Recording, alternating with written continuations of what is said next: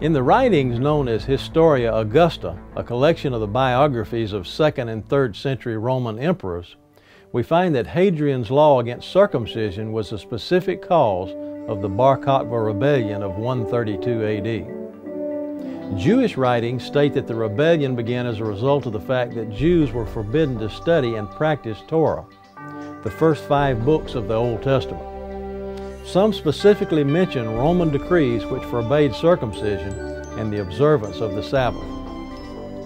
It should have been expected that Jewish people would rebel, and that they did.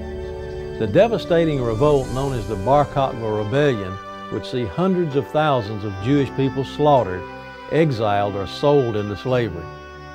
The name of Judea would be changed to Palestine, and most importantly, it would cause a final split between Christians and unbelieving Jewish people. Up until that time, historical records document the fact that those who believed that Jesus was Messiah studied side by side with unbelieving Jews. Why the split? A man by the name of Akiba, known today as the father of rabbinical Judaism, would proclaim that a man by the name of Simeon bar Kokhba would be the Messiah of Israel. After changing Kokhba's name to Kokhba in an attempt to fulfill messianic prophecies, by rabbinical decree, Bar Kokhba was proclaimed to be Messiah. Quite a public relations spin all the way back in the 2nd century.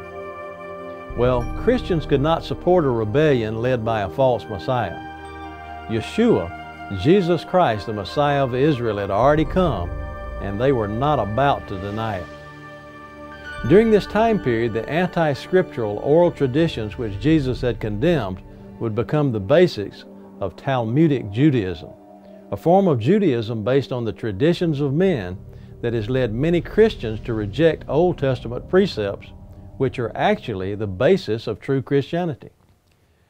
For an example, based on the oral tradition, the rules and regulations of the scribes and Pharisees, Jesus was falsely accused of breaking the 4th commandment regarding Sabbath observance. He did not break the commandment, for if he had done so, he would not have been a sinless sacrifice. What Jesus broke was the ridiculous man-made rules and regulations, the oral tradition. He told them that they were teaching for doctrine the commandments of men and had nothing good to say about them. Just read Matthew chapter 23 and you will see what I mean. Today, because of Yeshua's stand against non-scriptural tradition, there are those who would tell us that Jesus taught by his example that the Sabbath can be disregarded. As the book of Titus warns, do not give heed to Jewish fables and commandments of men that turn from the truth. Earnestly contending for the faith once delivered to the saints, I'm Richard Reeves with Just the Facts.